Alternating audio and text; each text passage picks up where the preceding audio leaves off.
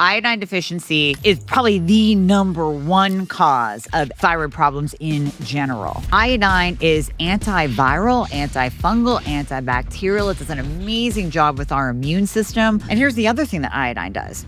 Dr. Amy Horniman, also known as the Thyroid Fixer, has helped thousands of people regain their energy, confidence, and overall well-being. And today, she's here to break down the tiny, often overlooked gland that controls it all, the thyroid. It literally runs your entire body. How does thyroid affect the inability to lose weight? You could be on a keto carnivore diet and still have insulin resistance.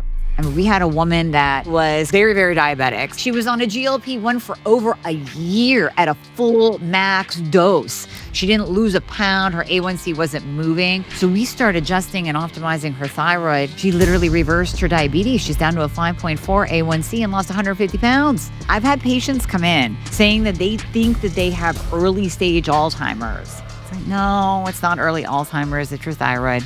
Let's talk about 4 steps to fix it. Step number 1. All right, let's break this down. Okay. This episode with Dr. Amy Horniman was personal for me. The thyroid, particularly low thyroid. Now, I had low thyroid for many years, and I completely fixed it naturally in a few months with 4 easy steps. And I wish I knew this information back then when no doctor could help me. And I want to say one thing. If you feel tired, if you have high insulin, if you have weight gain, check your thyroid. And it's not just TSH. So Dr. Horniman, my first question, how likely is it that someone has a thyroid issue without even knowing it? Oh, goodness. Well, the stats in the United States are really staggering. So we know that right around 20 million Americans are officially diagnosed with hypothyroidism. But here's the unfortunate thing, and this ties back to my experience when I was misdiagnosed. There are an equal, if not greater amount of people that are undiagnosed. They're walking around with a thyroid problem, but they're being dismissed because of the inadequate testing we're doing. Of course, conventional medicine isn't listening to them. So there's a lot of people that are walking around misdiagnosed. That's why I asked that question, because I myself, as you, have had low thyroid. In your case, you had Hashimoto's as well. So many people they don't know about it. And when we talk about the symptoms that people can notice and see, they're going to maybe figure out that maybe they have a thyroid issue. I do want to ask, in your practice, you have been a doctor for decades. How many patients have you actually helped with thyroid issues? This is to give people hope so that they can change as well. Oh, I love giving people hope. That's so important because yes, you can get optimized. Oh my goodness, at this point, we're tens of thousands, quite honestly. I mean, between the one-on-one practice that we do and being able to prescribe to all 50 states, that's huge. That's allowed us to really open up and help so many more people. But then even just the large group programs that we have where we're educating the masses and empowering them to talk to their doctor in the correct way. So tens of thousands at this point.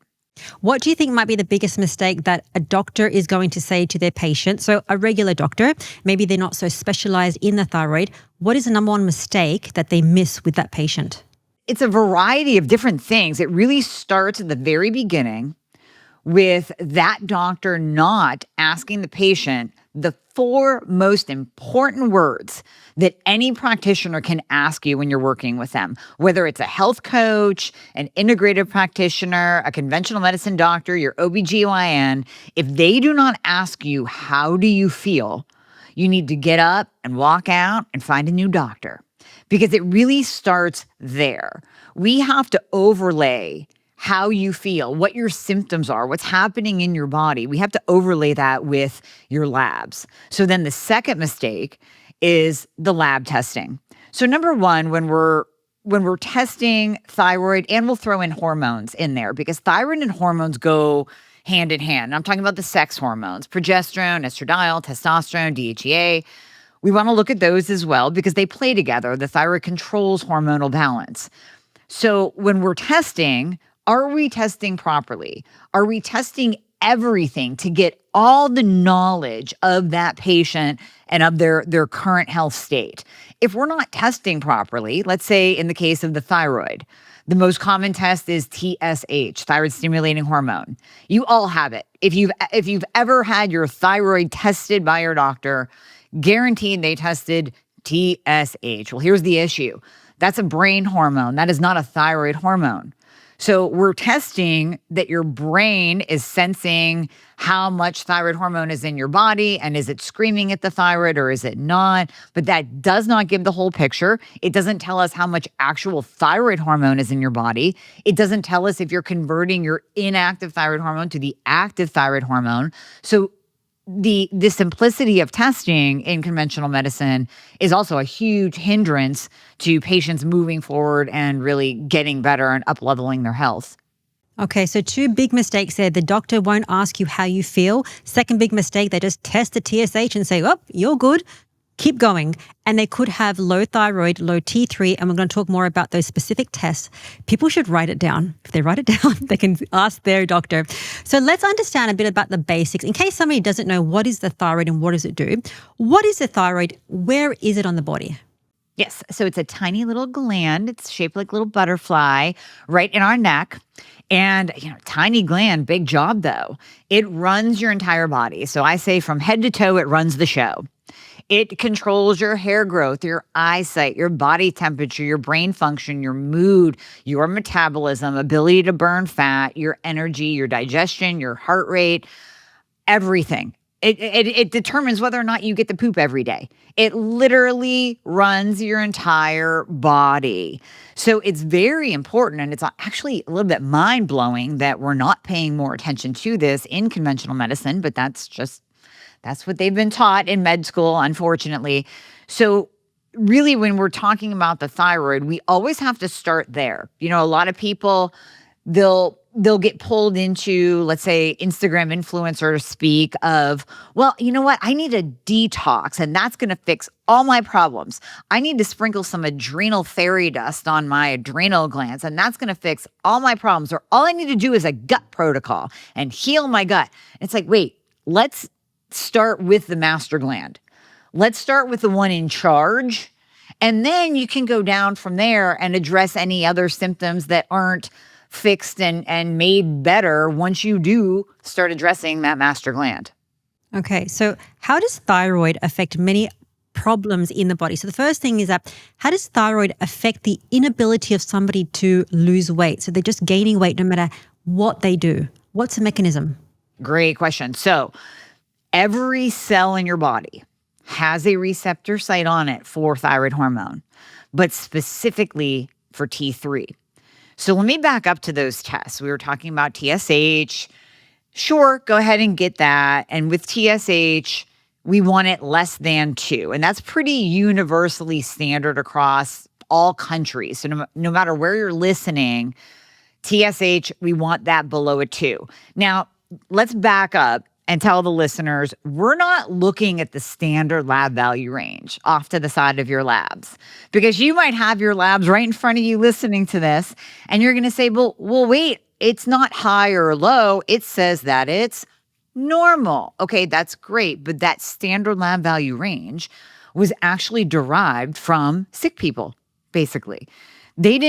When they did those lab value ranges, when they comprised those lab value ranges, they did not go out and look for healthy individuals, thriving individuals, people in their 60s and 70s that are skiing down sides of mountains and working out in the gym. They tested people in the hospital with massive issues. We don't want to be that kind of normal. I don't want to be normal like the overweight person with heart disease. I want to be optimal like that badass at 70 skiing down the side of a mountain. So we want to look at the results from an optimal versus normal perspective. So that's part one. So then we start testing and we look at your free T3. That's the active thyroid hormone. We want to know how much active thyroid hormone is ready to attach to that cell receptor site.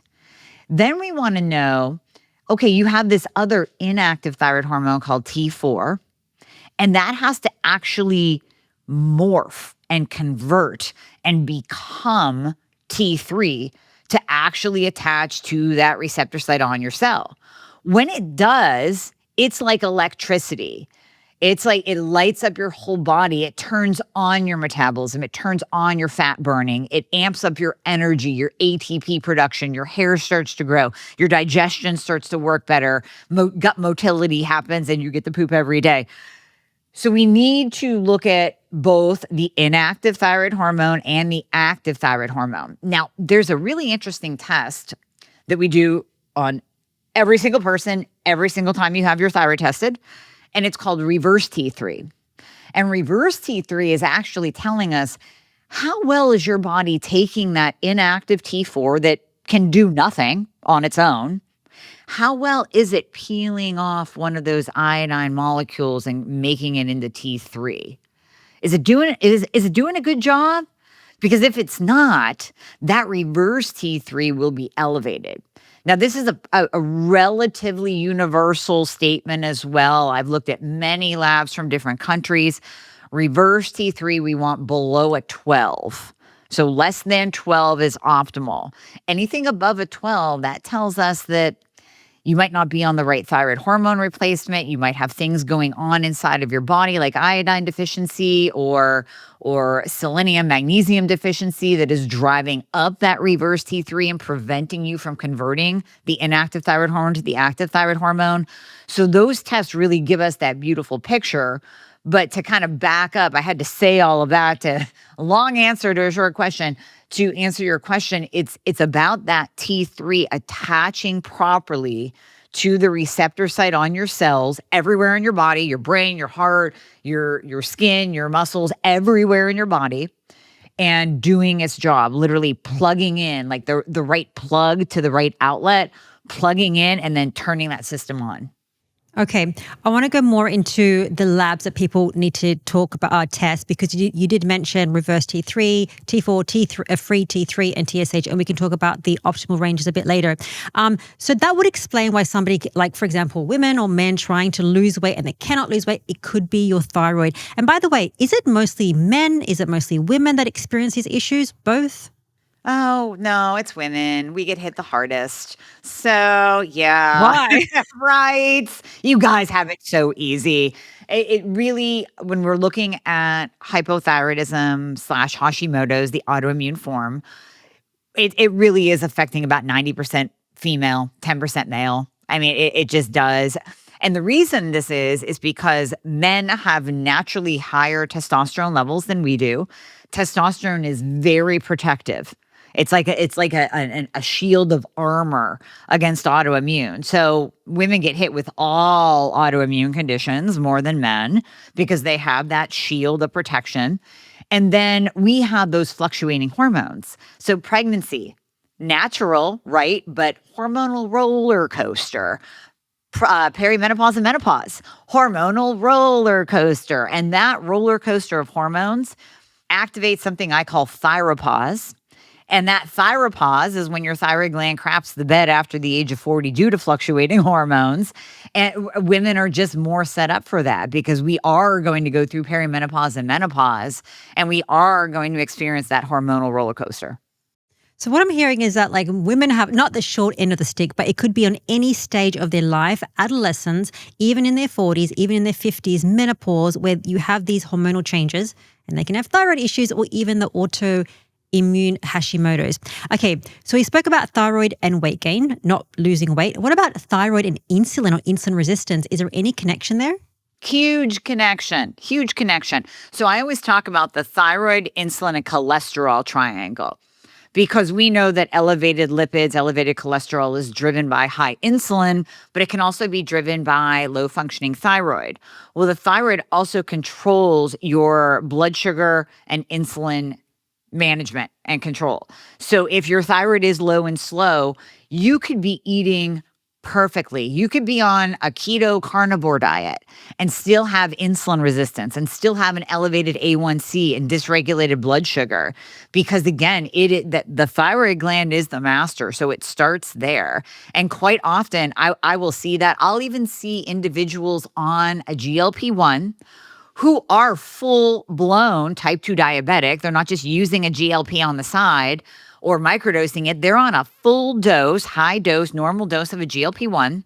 They are type 2 diabetic and they are not losing weight and their A1C is not coming down. That GLP is not doing a thing in their body because their thyroid is in the toilet. I mean, we had a woman that had an A1C of an 11.4, which is very, very diabetic. So in the United States, in functional medicine, we like your A1C to be 4.8 to 5.2, but 5.6 or above, you're going to get a little bit of a red flag next to your number. She was an 11.4.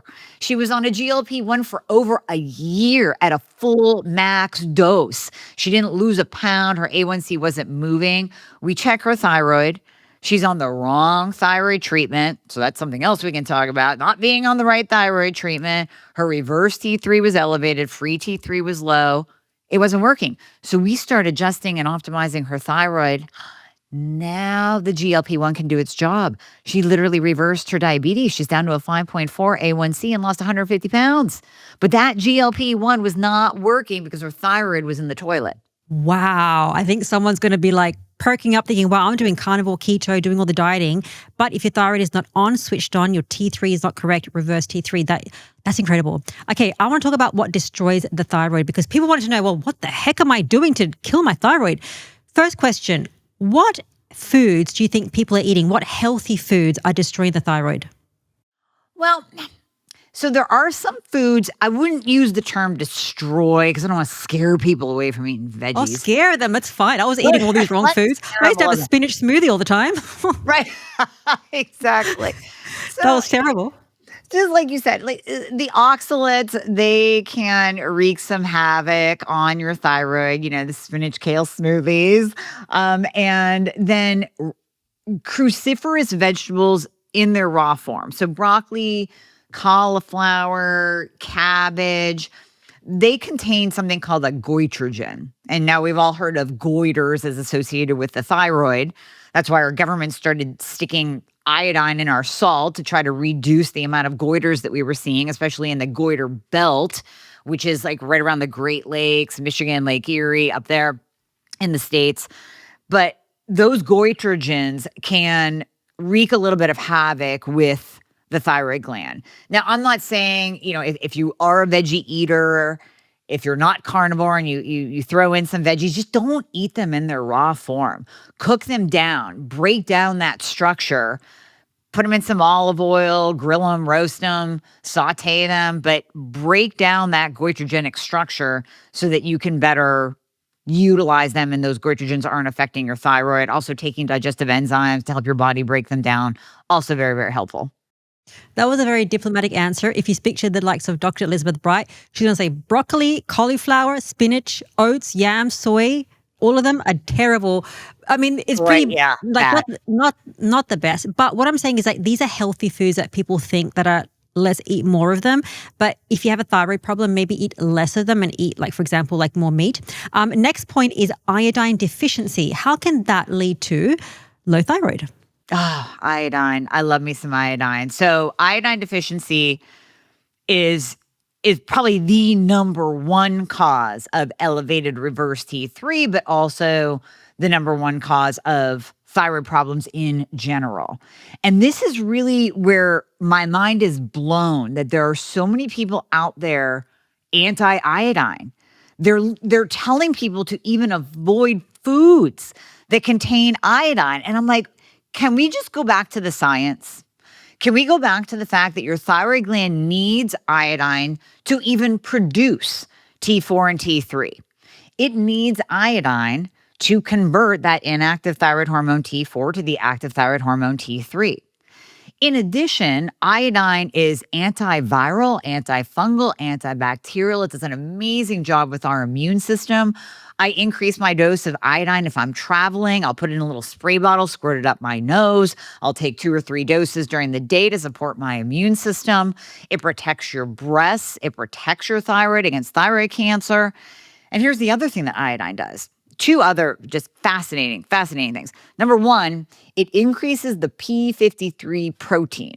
Now, this P53 protein actually helps to suppress tumor growth. So when we're looking at cancer, we know there's basically DNA cell mutation going on. And the P53 protein will basically come in and stamp that down, say, no, cells, no, you're not going to divide anymore. You're not going to mutate and metastasize anymore. It also helps to dampen the VEGF response, which is responsible for cell growth. So P53 protein tied to iodine helps us prevent cancer.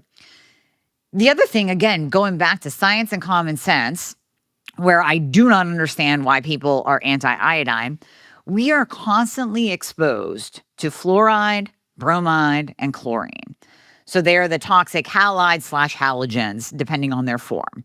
Fluoride is in our water. We brush our teeth with it. Hopefully you've stopped doing that. But as kids, of course, we had the fluoride treatment at the dentist. The dentist would always brush our teeth with fluoride. We were all using Crest and Colgate.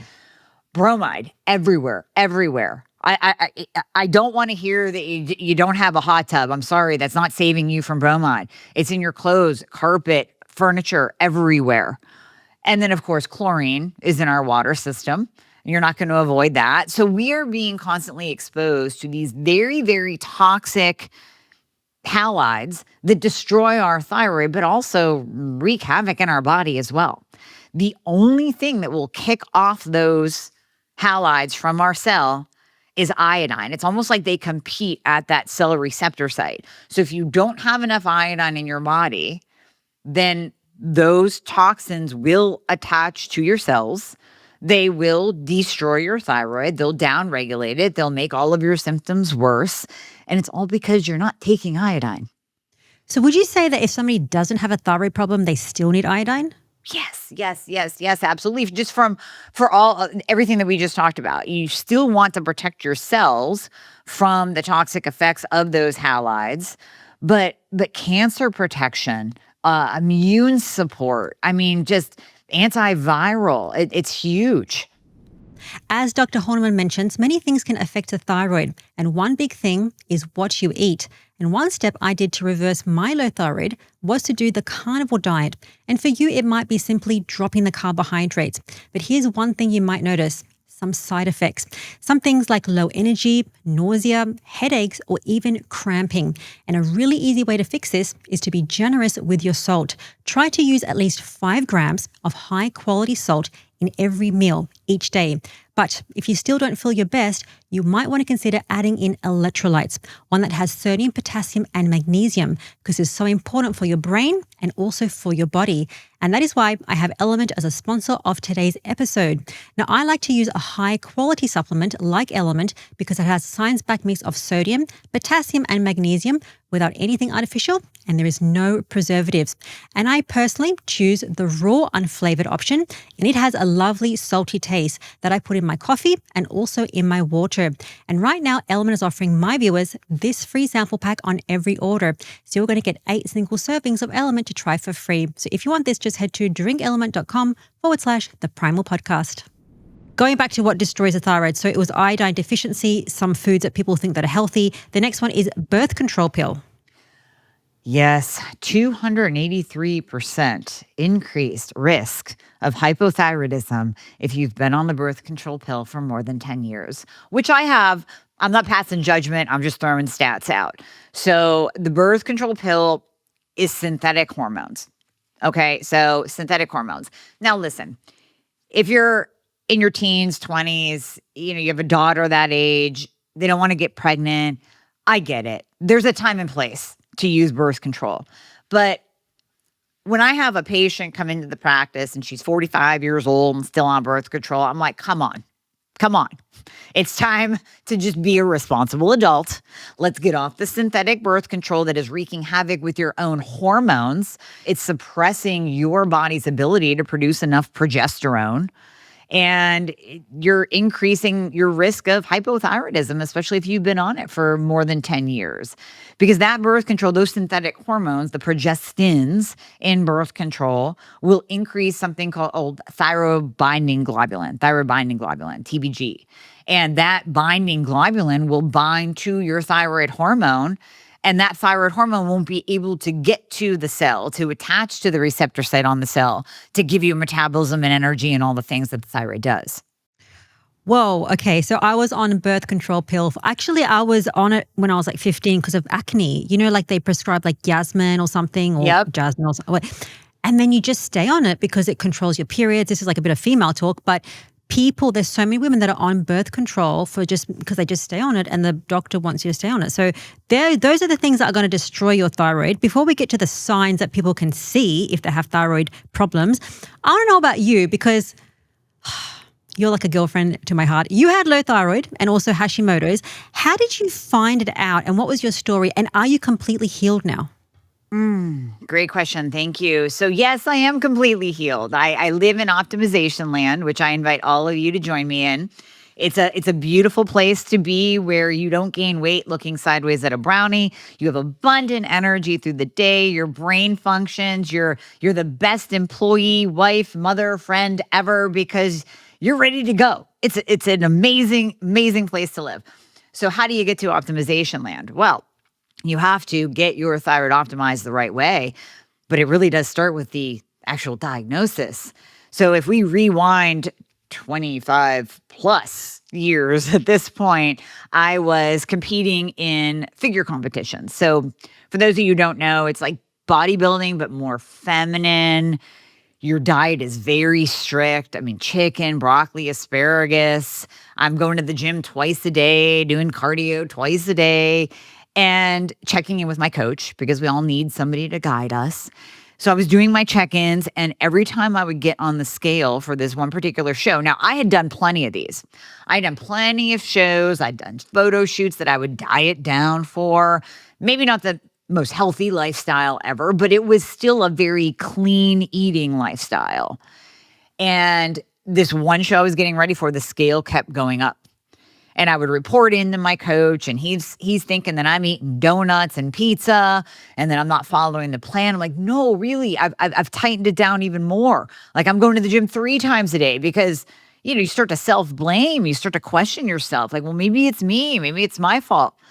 That scale went up 25 pounds before I just stopped getting on it. I believe in looking at pictures that I put on around 40 pounds in like 2 to 3 months on a 5'2" frame. That was not comfortable. It was embarrassing. I was ashamed. I was hiding in sweatshirts. And I became very depressed because I did what we all do. I went to my doctor. And the first doctor said, oh, no, you're normal. Everything is fine. Again, going back to that standard lab value range that I was talking about that we don't look at, he was looking at that. He was looking for the H or the L next to any of my markers, probably did not test my thyroid properly. I didn't know at the time what to ask for and dismissed me. Yeah, you're normal. Everything is fine. Second doctor, eat less and exercise more. I was like, are you kidding me? I literally brought in what I was eating to these doctor appointments so they could see that I was not BSing them. And they still told me eat less and exercise more. I went to 6 different doctors before finally one diagnosed me with hypothyroidism. So at least I had a diagnosis at that point. I would have taken anything. I would have taken a big, bad, scary diagnosis because it would have been an answer. It would have at least been something that I could have tied back to my symptoms and explained why my body was rebelling against me. So I got that diagnosis, and she put me on Synthroid, levothyroxine, T4. I didn't know any better at that time either. I was just excited that I had a pill and I had a name for what was going on with me. And I thought, well, this is it. The magic pill is going to fix me. And I gave it 5 months, and I did not lose a single ounce of weight. I did not grow any hair back. I still felt like absolute garbage. So I start doctor Googling. And I see this thing called T3. And I go back to her and I said, T3, it's the active thyroid hormone. You've given me T4, which is the inactive thyroid hormone. There's some studies out there that show that they do really well together. Can we do that? She says, no, that's not standard of care. I said, okay, well, thank you. I'm going to find somebody who will. And that's what brought me into the world of functional medicine where I got an hour visit instead of a 5 to 7 minute visit. I was asked, how do I feel? My blood work was explained. We tested everything that we needed to be tested, and I was put on the right treatment. So it really is about, number one, getting the diagnosis, knowing what's going on with you, then having someone to paint that picture of how your systems work together to explain your symptoms, and then getting a plan that's going to work for you. I get asked all the time, Dr. Amy, what's your favorite thyroid hormone? Because there's a lot of integrative and functional practitioners out there that will only prescribe natural desiccated thyroid because it has the word natural in the title, and they think that is the absolute best gold standard, and they put all their patients on NDT. My answer is the one that works for you, in the combination that works for you, and in the dose that works for you. I am not married to one medication. I believe that because we have it at our fingertips to combine and change ratios and personalize someone's treatment, we need to do that. So if somebody's on levothyroxine synthetic T4, but they don't feel good, should they then consider natural desiccated thyroid, or is there something else, like a combination of T3, T4? Yeah, it just depends on them. So I'll give you an example. Let's do a stat first. Only 2% of everyone with hypothyroidism will do well on T4 only. So if you are sitting there listening to this, you're on levothyroxine, tyrosine, Synthroid, Levoxyl, Euthyrox, that's all T4. You're probably not in the camp of the 2% doing well on T4. If you have symptoms, you are not in the camp of 2% doing well on T4. You are in the 98% camp where you need T4 and T3. Now, what does that look like? It might mean moving over to natural desiccated thyroid, but NDT is 80% T4. So this is where we have to get really nuanced with your labs. We have to look at what is your reverse T3. So you're on T4 only. Let's say you have an elevated reverse T3 of a 30, well above that cutoff of a 12. So we go, if we move you to NDT, you're still going to be pumping in 80% T4 into your body. You're obviously not converting. We're going to be working on the factors of conversion, making sure you have the iodine, the vitamin D, the selenium, the magnesium, looking at your insulin resistance, all the things. But I think in this case, it might be better to do a really low dose of a natural desiccated thyroid and then put in T3 on top of it. So now we're changing the ratio. Instead of someone being stuck at 80-20, 80-20, now that we've added T3, they're at like maybe 70-30, 50-50, or even 40% T4, 60% T3. That's going to bring the reverse T3 down, bring the free T3 up, and that's what's going to work beautifully with their own unique biochemistry. Thyroid optimization is a beautiful, nuanced art. There is no one size fits all. There is no standard dose. It's funny, I'm actually in the end stages of finishing up my book that's going to come out in May 2026. My editor just messaged me the other day. She goes, I want to put in here if there is kind of an average dose of T3. And I just laughed. I'm like, but there isn't. I could show you a patient that is optimized on 10 to 15 micrograms of T3 and they're living their best life. And this person over here needs 200 micrograms a day. There's no standard dose. It's all nuanced and personalized. I think that goes to the point of find a good doctor that understands this stuff. And Dr. Horniman, do you currently see patients? We do. We can prescribe to all 50 states, most of Canada, Puerto Rico, and Mexico. So I spent years building a team so we could do that. Back when I was misdiagnosed, I knew in my heart I needed to help people everywhere, mainly women, everywhere. And we needed the furthest reach possible because I don't care if you're in New York City or LA. We've had patients from both. I mean, you think that if you're in a big major city or you're going to Mayo Clinic or Cleveland Clinic, that you're going to get the best of the best care, and that is not the case. So yes, I'm very proud to say that we can prescribe and provide care across the United States and into some other countries as well. Awesome. I'm going to leave your link in the show notes. But people need to understand what the symptoms are so that they'll know if they have low thyroid. So let's go through some symptoms. 15 visible symptoms that you can see on your body. First one, the goiter. What is that? So it's a growth actually on your thyroid gland. So you could have nodules, you could have goiters.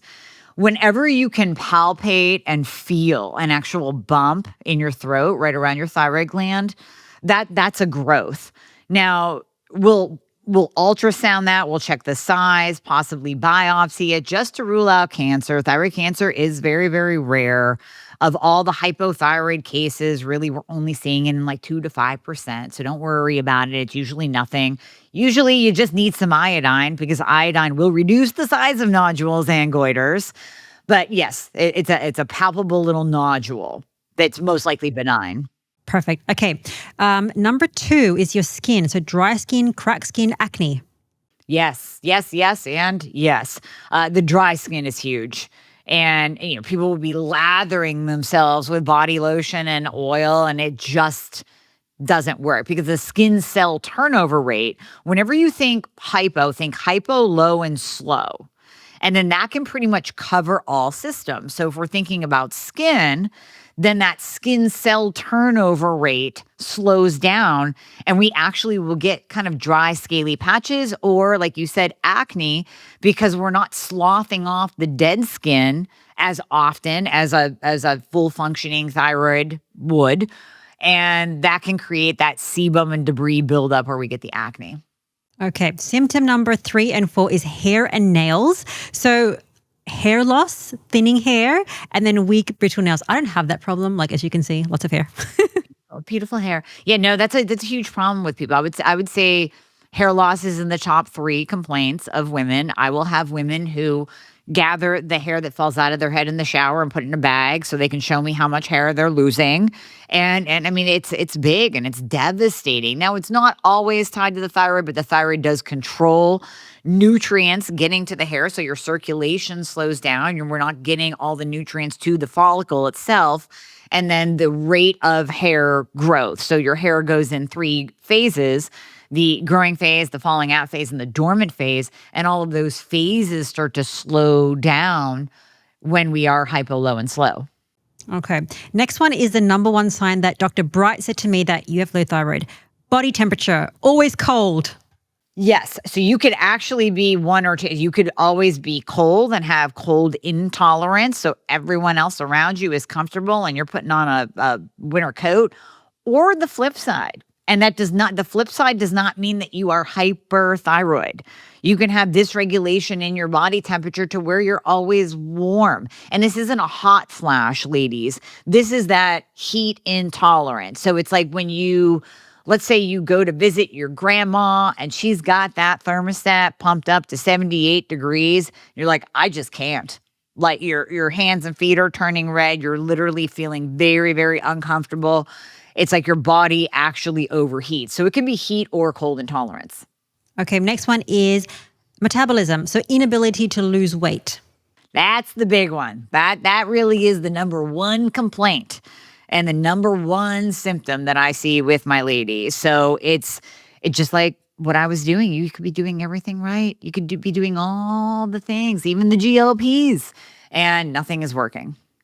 Because of your thyroid. Okay, high cholesterol and high triglycerides.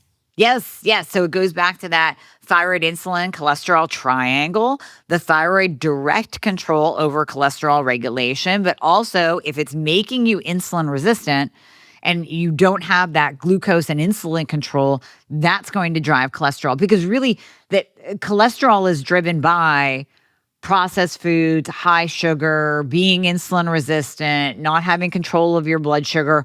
That's what drives cholesterol. It's not red meat and egg yolks. It's the processed foods and sugar that drives cholesterol. I'm so glad that you said that. So are you a red meat and egg yolk fan? Oh, yeah. I would say I'm carnivore-ish. Yes. Oh my God, I love you so much. We are like connected, and you'll be connected to my audience because I'll love you as well. Okay, next one. Toenail fungus. Toenail fungus, it kind of goes back to that hair, skin, nail correlation where we just don't turn over cells as much. I would say the toenail fungus would be, I have this category called the wacky wild symptoms of hypothyroidism. Not common, but can absolutely be tied back to. Yeah, I thought it was a bit weird. Okay, constipation, diarrhea. Yep. And that's that gut motility. Every single cell in your body, including your whole entire GI tract, has receptor sites on it for T3. If we don't have enough T3, that peristalsis or moving things through the digestive tract, or even just starting with digestion itself in the stomach, low betaine hydrochloric acid, low digestive enzymes, food is not getting broken down and assimilated, and it's not getting passed through the gut adequately. So we get a backup, we get bloating, we get constipation, heartburn, reflux, and just low assimilation of our food. Okay, I think people are going to be thinking, well, I'm carnivore, so I've got this constipation, diarrhea. No, it could be your thyroid. Focus, so the next one is focus, brain fog, cognition, not being able to pay attention, ADHD. Yes, all of the above. Anything you can think of with the brain, anxiety, depression, focus, memory. I've had patients come in saying that they think that they have early stage Alzheimer's and they're scared. Like they're literally forgetting things. They can't even reach for words when they're speaking at work or giving a presentation. It's like, no, it's not early Alzheimer's. It's your thyroid. Okay, next one is low energy. Very much so. Low ATP production at the mitochondrial level. The thyroid is responsible for that. So very low energy and thyroid fatigue, as you know, it's indescribable. It's a crushing fatigue. It's not just like, oh, well, I really could use an extra cup of coffee. It is my body wants to shut down. It's 2 p.m. and I don't think I'm going to make it through the rest of the day. I mean, it is a crushing fatigue. Yeah, I sometimes experience that. I mean, previously when I didn't know I had like low thyroid, that I was just always feeling tired. But now I just feel so much better. And I said that to my husband, that I hope that people, if they have low thyroid, they get it fixed, because it's such a difference when you have optimal energy. Next one is eyes and hearing. Your vision can be affected in hearing as well. Yes, absolutely. So thyroid eye disease is huge. It's usually more correlated with Graves' disease or hyperthyroidism, but hypothyroidism can have dry eye and just, exacerbated vision issues. Tinnitus is also one of those kind of wacky wild symptoms. It could be its own unique diagnoses caused by something else, or it could be related to the thyroid. So when patients come in with some of those wacky wild symptoms, I say, you know what, we're going to treat your thyroid anyways, because you have all of these symptoms over here that are definitely correlated. And then we're just going to watch and wait. We'll see if your tinnitus gets better with proper thyroid treatment, or if you have to maybe research and go a different route to treat that. Okay, next one, changes in heart rate. Low and slow. So I'll have patients when we start treating them and start optimizing them, that they'll say, oh my gosh, my heart rate's increased. It's like, it's going too fast. I go, what is it? They go, it's like 70. And I'm like, right, because you were like in the 50s before. And it's not because you were some Olympic athlete. It's because you were hypo, low, and slow, and your heart rate was literally too slow. So heart rate, body temperature, and blood pressure can all be too low if you are hypothyroid. And so when we start treatment, it actually brings your heart rate into a normal realm. But for you, it's going to feel a little bit speedy at first until your body balances out. So somebody can just test their pulse, like right now. Stop the video, test your pulse. What is it? And what should the normal pulse be? And what is something that you could think it's low thyroid? Well, so we really like to have people do their vital signs as soon as they wake up in the morning. So literally, as soon as you open your eyeballs, have a blood pressure cuff, a thermometer, preferably like an old school mercury one, not a digital one, and take your heart rate, use your Apple Watch or whatever you're using. And before you sit up and your feet hit the floor, take it in that prone lying down position and monitor that. And so if you are very, very low in all of those three, that can be indicative of a thyroid problem. Then when we start treatment, what we can do is then measure those markers in the morning. You take your thyroid medication, preferably containing T3 of some sort, not T4 only. And then we test you maybe an hour later, and we should see those markers go up. So it's not a standalone diagnostic tool, but it's a great at-home tool for people to kind of get an idea of whether or not they are hypothyroid. I think so. And their doctor probably wouldn't tell them. So dropping the outer third of the eyebrows, the Queen Anne's sign. What is that? Yeah, it's kind of weird that it just attacks the outer corner of your eyebrows. Now you can get eyebrow thinning. I definitely need to get some henna done or something with my brows because it's not from being a child of the 90s and overwaxing. It's literally from hypothyroidism, the eyebrow thinning. But yeah, the outer corner of the eyebrows is like a classic sign of hypothyroidism. I had really thin eyebrows as well, but I was plucking my eyebrows, so maybe it's not the reason. I don't know. Okay, last one, carotenemia, orangey yellow hands. I don't really see that much with hypothyroidism. Okay. No, I would say the other one I would toss in there, we did brain, all of that. I would say frozen shoulder and joint pain. That's a big one that people don't usually tie to thyroid, but that can absolutely be related to thyroid. Now, if you have one of these symptoms that Dr. Horniman mentioned, you need to check your thyroid and at the same time, try to remove the obvious toxins, things like gluten, sugar, and one big thing is the chemicals that you put on your skin because these chemicals like parabens and phthalates can cause disease. They can disrupt hormones and even lead to insulin resistance because whatever goes on your skin can enter your bloodstream, reach your brain, and penetrate your cells, potentially causing long-term health issues. And that really made me stop and think because I have healed so much through the primal lifestyle, but I realized I was still exposing myself to harmful chemicals through my everyday skincare. And that's why we launched the Primal Tallow Balms and Soaps, which is our chemical-free skincare. And it's packed full of vitamins A, D, E, and K2. One of the best things is there's no nasties, there's no preservatives, there is no artificial scents. There's just one ingredient, grass-fed, grass-finished tallow. And I've been using the unscented soap and tallow balm, and honestly, it has been a game changer for my skin. Both products have improved my skin texture, my hydration, and a little goes a long way. Like this tallow balm I've been using for the last 2 months already, and it has lasted me a long time. I use it every single day. And great news, our USA store is now open, which means faster shipping and cheaper prices. And right now, the Prime was offering my viewers 30% off for the next 7 days. So if you want to try our tallow soaps or balms, just head to theprimal.com/discount. There's also a link in the first line of the description. Okay, so that was 16 symptoms that people will know. Okay, I kind of have a low thyroid. I need to get it checked. Let's talk about 4 steps to fix it. Hopefully, these are the 4 steps that you would do as well. Step number 1, correct iodine deficiency. This is the fun part. So, Dr. Horniman, what brand should I use? How much? How fast should I titrate them up? All right, let's break this down. Okay, so I have spent the last 3 years diving into iodine. Now, I knew it was good. I really wanted to dive into what is the best kind. What's the best kind for hypothyroid patients? Because I wanted to bring it in as part of my Fixer Formula supplement line. I knew it was important. I mean, it's vital. It's vital. I talk about it all the time. So I looked at potassium iodide, Lugol solution, which is kind of the OG iodine. And then I moved over here and I looked at nascent iodine, which is a monoatomic form of iodine. Both are adequate. I will say that. If you're on Lugols and you're doing great, keep going with it. But I really, really like the nascent iodine. It's more bioavailable and it's more gentle. So what do I mean by that?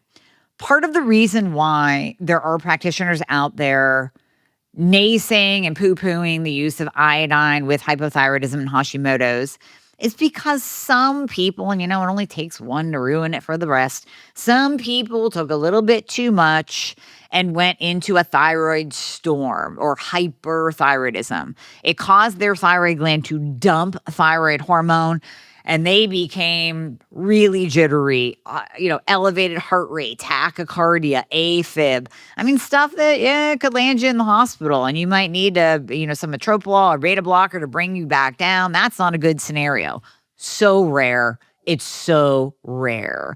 And you don't start someone out at a high dose of iodine. You do have them titrate up, which we'll talk about. So In looking at the two types of iodine, I really, really like nascent iodine, more bioavailable, more gentle to the body, so much easier to titrate up without having any of those jittery symptoms. But whatever iodine you're using, get it in liquid form. Do not get it in capsule form. You can't titrate up a capsule. You can titrate up a liquid. So we just start with 1 drop in a small shot glass of water, and you just slam that down. Now, you can put some sea salt in there. It is recommended to take iodine with salt or even do a salt loading protocol before you start iodine. That will also help your body better absorb and utilize the iodine. So sometimes even sprinkling a little bit of sea salt in there just makes the taste so much better. The taste does not bother me, but for some people, they have an issue with it. I mean, remember when you put iodine on a wound, your mom put it on like a little cut that you got when you were little? Yeah, it's like, it tastes like that. Like, it tastes like it smells. It tastes like a Band-Aid. So you basically want to kind of mask that. Now, you can also put a little bit of apple cider vinegar in there. That totally cuts the taste of the iodine. But what we're doing is we're going up by 1 drop per day, and we're listening to our bodies. We are tuning into how we feel. I want you to feel better. A lot of my patients are like, oh yeah, all of a sudden we haven't even gotten to the thyroid optimization medication part. I'm already just on the iodine and I'm living my best life. This is awesome. Perfect. That's where I want you to be. But if you're like, yeah, I took that extra drop and I made it to like 20 drops of iodine today, and now I feel like I drank 10 Red Bulls. I'm kind of jittery and anxious. And what do I do? Okay, that was too high of a dose. Then what we're going to do is you're going to take some vitamin C. You're going to take some extra salt today. You're going to skip the iodine tomorrow. When you go back to it, you're going to go back to the dose that you were on, like yesterday when you felt normal. We're going to go back to that dose. And that's kind of how you find your sweet spot. I like using anywhere between 6 and 50 milligrams a day. It all is individual, personal dependent, right? It's unique to each person. So with, let's say, cancer cases, even looking at the work of Dr. David Brownstein, he was using 50 to 100 milligrams per day of iodine. Milligrams, people, not micrograms, milligrams. So I normally don't have to go up that high with people. I can personally take 50, no problem, every single day. I'm not that sensitive to it. It works really well in my body. But super sensitive people, we might just hang them out down around like 6 to 12 milligrams or 25 milligrams. That's totally fine. At least you're getting it in. You're getting it in. Do you think then that in some cases that iodine could fix thyroid issues? If we're catching it in the beginning. So I get the question a lot, like, can I reverse my hypothyroidism or my Hashimoto's naturally? I said, maybe. It depends how far along the destruction is. When you have Hashimoto's, your thyroid gland is being destroyed. If you've been on medication, even if it's crappy Synthroid T4 only medication for years, it creates a negative feedback loop in your brain to your hypothalamus and pituitary to basically shut down your own thyroid hormone production. So how long has that negative feedback loop been going on? So sometimes we can get off medication and just use iodine. Sometimes we can't. It depends where the person is in the process. But regardless, we still implement it. We still implement the use of iodine because, in my opinion, we all need to be on it. And then we can kind of see how that person is responding. Maybe we'll use some black cumin seed oil to bring down Hashimoto antibodies, obviously going gluten-free, controlling for stress, getting the processed foods out, moving them to a carnivore diet is fantastic for autoimmune. So we can do all of that and just kind of see how they respond. It's about quality of life. Okay, so there's no gold star given anywhere for the person that doesn't take thyroid medication, but that's walking around, 20 pounds overweight and sick, but, I don't take medication. Like, there's no gold star for that. You want to live your best life. And whatever that looks like, let's do that. Now, I'm not talking about the Band-Aid medications that your doctor wants to give you. No, I'm not advocating for you to go on antidepressants and statins. I'm advocating for you to get hormones replaced in your body that are no longer being properly made. So if we can't get your thyroid gland to make enough T4 and T3 and convert that T4 to T3 to run your entire body with just iodine, then we're going to add in some thyroid hormone too. Got it.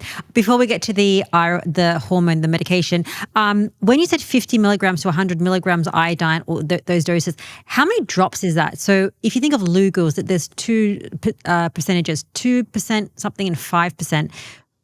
So how many drops?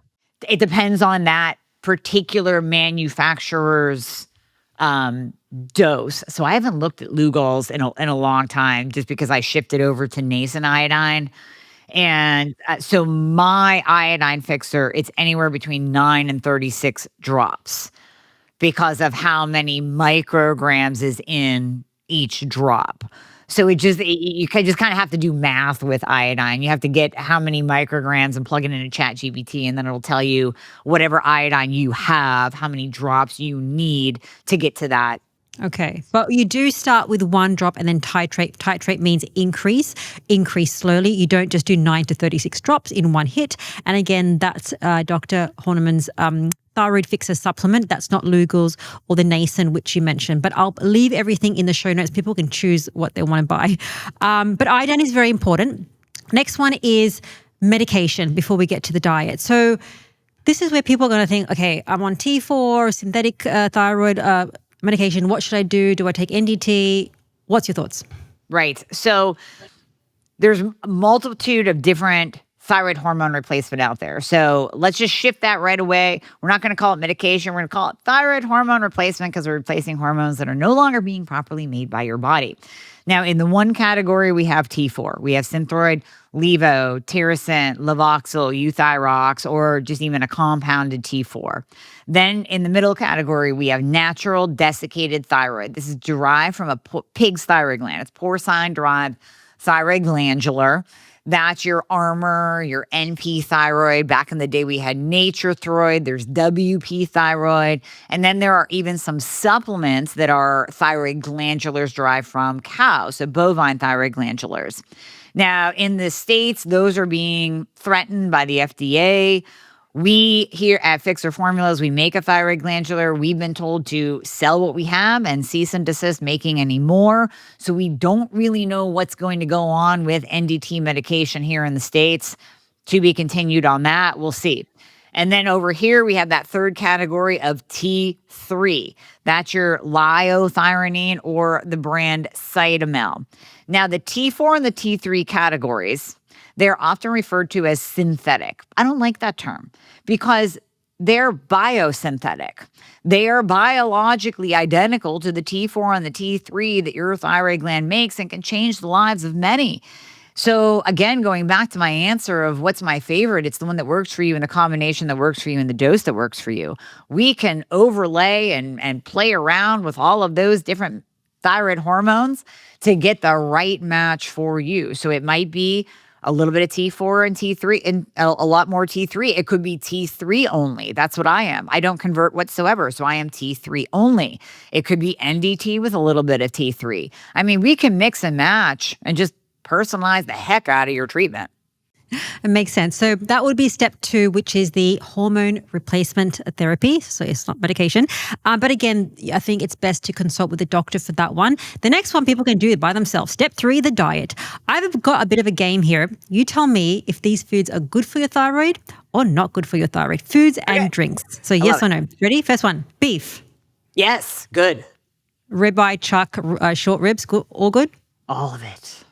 All of it. Eggs. Good. Yes. Salmon. Yes. Healthy fats like butter. Is it good for the thyroid? Absolutely. Sometimes I just eat butter as a stick, like Kerrygold, just take a bite of it all day. You're kidding. You eat a whole stick of butter? Not the whole stick, but like when I'm cooking with it, right? I'll just slice off a piece of that Kerrygold butter and I'll eat it like a snack as I'm cooking with it. I do the same thing. I love butter. So do you think that a higher fat protocol, especially for somebody that has lower thyroid, is really good? I do. Because the good healthy fats are so nourishing to your cells. I mean, that outer layer, that lipid, i.e. fat layer of that's the membrane of your cell. If we don't have enough fat, I mean, we did ourselves a disservice back in the 80s with fat-free everything. I mean, it was crushing people's health.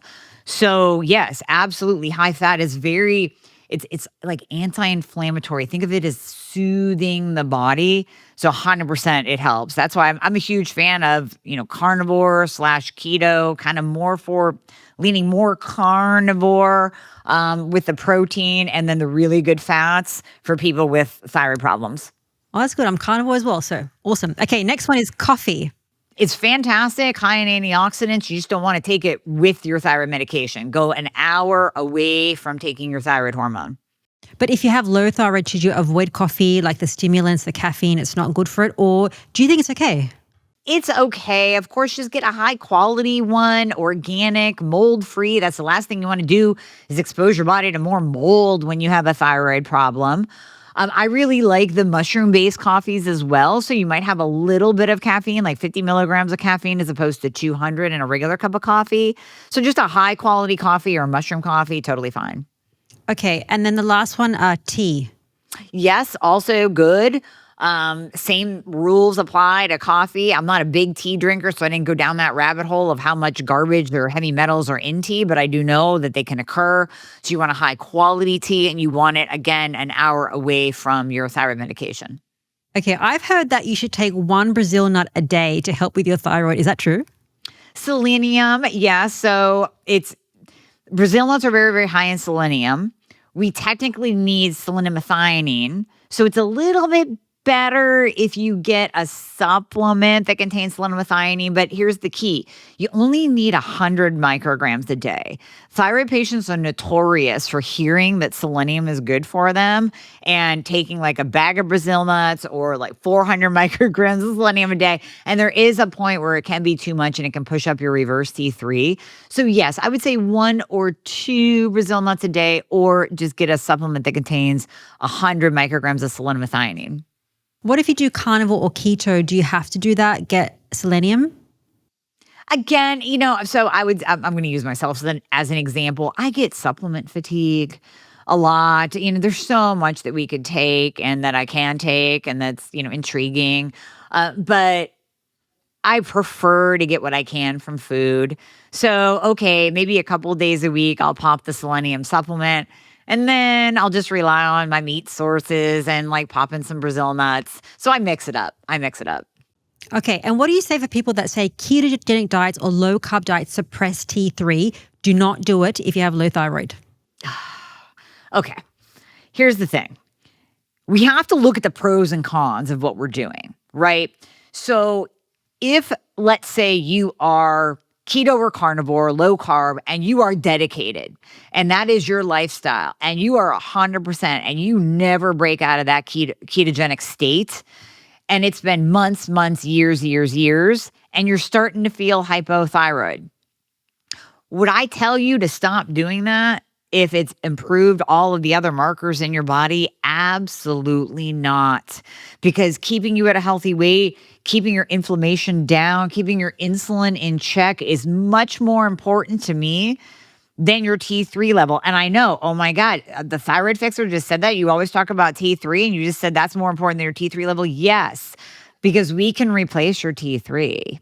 We can give you a little bit of T3. We can even give you a little bit of T2, and that's going to help with your metabolism. But I don't need you to come and start eating garbage and come out of that beautiful ketogenic state just to maybe kind of sort of bump up your free T3 level. There is some evidence that there is a lowering of the thyroid function and lowering of T3 with long-term low-carb diets. But again, we have to really step back and look at the pros and cons here and say, what can we do to overcome that little bit of a downregulation in the T3 production from being low carb or carnivore? And let's just replace that. Let's not bring people out of their beautiful diet and out of that beautiful state. Let's just replace that hormone a little bit. Easy. Okay, step 4, which is get these thyroid labs. You mentioned it earlier. Let's spell it out for people. First one, so you mentioned TSH. What is the optimal range that you mentioned? Yep, TSH, we want that below a 2. And what if it's like 0? That's okay. Oh, I'm glad you asked that. Yes. So everyone, listen to me. Do not allow your doctor to tell you that you are hyper, with an ER, hyperthyroid, because your TSH is low. That is the sign that a doctor doesn't even know their basic physiology. Okay, so we talked about that feedback loop, right? So even if you are taking crappy T4 only that doesn't work, it still is going to tell your brain that there's enough thyroid hormone in the body. Maybe not the right kind, but there's enough. So your TSH can even go down on T4 only. But then when we add in that beautiful active thyroid hormone T3, oh my goodness, the brain is so happy. It just basically says like, listen, we don't have to yell at the thyroid anymore. That TSH doesn't have to go up, because when TSH goes up, it's your brain yelling at your thyroid. We go, oh, we don't have to yell at the thyroid anymore. All things are good here. So TSH is going to go down. So a low TSH does not mean you're over-medicated. It does not mean you're hyperthyroid. And in fact, I have seen people with low TSHs that still are very, very hypothyroid. Their free T3 is in the toilet, even with a TSH of a 0.01. Their free T3 is still low, or their reverse T3 is still high, and we'll still see antibodies. So TSH is one of those, like, check it. If it's screaming at us, if it's above a 2, definitely pay attention, but don't do any kind of diagnostic criteria based on TSH. Okay, next one, free T3. People should get tested. What should that be? What is the range? Upper quadrant of the range or slightly over. So this makes it very universal. No matter where you are in the world, you want to take that lab value range, that standard lab value range that's off to the side. Remember, take it from groups of sick people. I want you to cut it in 4. And you want to be in the upper 4th of the range. And I don't even care if you're just a little bit over. If you're telling me, I feel great, this is amazing, okay, then we leave it alone. That's where I want you to be. Okay, next one is free T4, which I think you don't really care about. Don't care about, right? So actually, I get concerned if I'm looking at a lab and the free T4 is higher. So in the States, if I'm seeing a free T4 of like a 1.3, a 1.4, 1.5, I start making a bet in my head. I go, ooh, this person's going to have an elevated reverse T3 because they have too much T4 on board. What's the only thing that converts to reverse T3? T4. So we don't want a high amount of T4. Okay, next one is reverse T3. You said that's not optional. You have to have it. What is the value? Less than 12. So in the States, it goes from a 9 to a 25. We want that less than 12. So you can kind of do some reverse math. I've seen the labs in Mexico, and all you have to do is move a decimal point. So it's like a 0.9 to a 0.25. It's like, okay, well then you want to be at 0.12.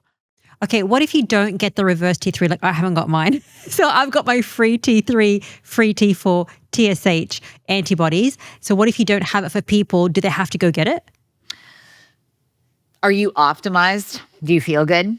Yes, excellent. Okay, then I would say you're good. But if you're not optimized and you have symptoms, then I would say immediately go out and get that, because that is going to tell us whether or not you're converting, and then we can start implementing things like adding in iodine, adding in magnesium, vitamin D, selenium, lowering your insulin, and possibly changing your thyroid hormone treatment. Got it. I'm going to test it anyway next time. Okay, the antibodies, because if somebody has autoimmune like Graves or Hashimoto's, what are the 2 antibodies that people need to test? Yes, so thyroid peroxidase and thyroglobulin. There are 2. I've seen many doctors only test 1, and I'm like, why didn't you just add on the other one? There's 2 that we need to test, and both of those we want at 0. So if you have been told that you don't have Hashimoto's, but you're looking at your TPO and your TGA markers, and they are showing a number. So let's take the TPO with LabCorp here in the States. LabCorp, less than 34 is the cutoff. So let's say you have 20. Your doctor goes, oh, well, no, there's nothing to see here. You don't have Hashimoto's. I go, wait, excuse me. So this person has 20 soldiers that are going out and attacking their thyroid gland on a daily basis. You're going to wait until they collect 15 more soldiers to officially give them the diagnosis of Hashimoto's. Meanwhile, while we're waiting for them to gain 15 more antibodies, 15 more soldiers, they're going to go 20 pounds heavier. They're going to not be able to get off the couch. They're going to lose their job because they can't think properly. Like, just address it now. Acknowledge the fact that their thyroid gland is under attack with 20 soldiers, not 34, and let's do something about it. Okay, last question. So we had the 4 steps and the tests. Fasting. People have so many problems with fasting for thyroid patients. Do you think fasting is good? Fasting is fine, but ladies, you tend to not eat enough when you fast and you don't get in your protein. So we have to protect our organ of longevity, which is our muscle and our muscle tissue. And in order to do that, and in order to have beautiful hair and gorgeous skin and healthy nails, we need amino acids and we need that protein. And what I find with women when they jump on the fasting bandwagon is that they do it too much. They're doing an OMAD, 1 meal a day. They're fasting for like 16 hours and they're not getting in enough protein during their eating window. So if you're good about fasting and you're tracking your macros and you know that you are getting in 1 gram per pound of lean body mass of protein, then you can fast. But if you're struggling to do that, then I would rather you get in the protein and get in your food and not go into the starvation mode through fasting than fast. Perfect answer. Was there anything that we missed pertaining to thyroid, low thyroid, carnivore, fat, butter? Oh, goodness. I mean, we covered so much. The last thing I would say would be, I had mentioned it earlier about T2. T2 is the forgotten thyroid hormone. And that is directly responsible for increasing basal metabolic rate. It will brown white adipose tissue, so the white squishy fat that we say, oh, I don't want this, or the visceral fat around our organs. We want to brown that white adipose tissue, decreases inflammation, decreases oxidative stress.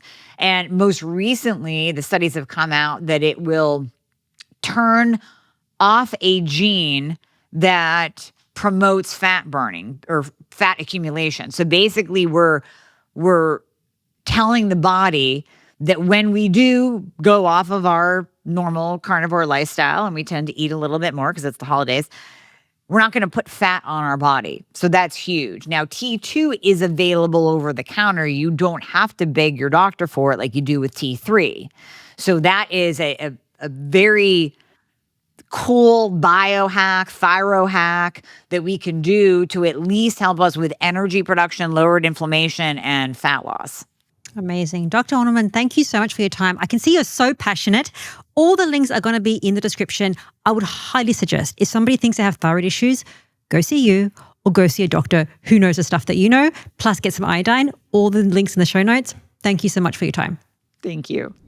I hope you love this episode. Check out this one next by Dr. Elizabeth Bright. It is everything about how to fix the thyroid, how to do high fat, and how to take iodine. See you next week.